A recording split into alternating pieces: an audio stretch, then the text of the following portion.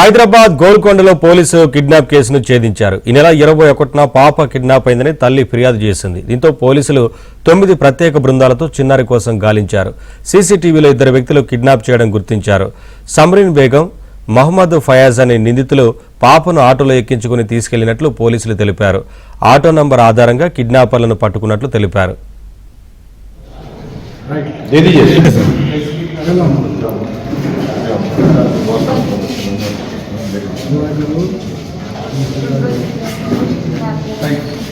Victim family victim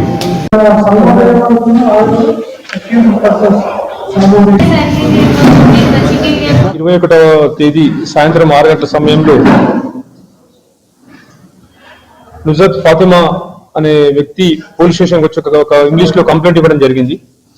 తన యొక్క 2వ కుమార్తె 4 సంవత్సరాల వయసు గల సాఫియా బేగం తన ఇంటి వద్ద నుండి అంటే వాళ్ళ అమ్మ వాళ్ళ ఇంటికి అంటే ఈ మిస్సింగ్ గర్ల్ వాళ్ళ అమ్మమ్మ వాళ్ళ ఇంటికి పోయి తిరిగి రాలేదని చెప్పి కంప్లైంట్ ఇవ్వడం జరిగింది. తర్వాత ఇన్స్పెక్టర్ గారు కేసు రిజిస్టర్ చేసి దర్యాప్తు మొదలు పెట్టారు. వీళ్ళని పరిశీలించగా ఆ లోకల్లోనే ఇక్కడే తిరుగుతూ కనిపించింది. ఒకరిద్దరితో మాట్లాడడం కూడా సీసీటీవీలో గమనించడం జరిగింది. ఈ పార్టీల వరకు డివైడ్ చేసి అందరినీ కూడా ఆ కెమెరా యాంగిల్స్ లో తర్వాత మాన్యువల్ గా వెరిఫై చేయడం సీసీటీవీ వెరిఫై దానిలో భాగంగా కంటిన్యూ చేస్తుంటే నిన్న మధ్యాహ్నం 2 గంటలకు హకీంపేట వద్ద ఈ పాప ఎవరైతే మిస్ అయిన మన సాఫియా బేగం అనే మిస్సింగ్ గర్ల్ ఉందో ఆమెను ఆ పాపను కనిపెట్టడం జరిగింది. అనే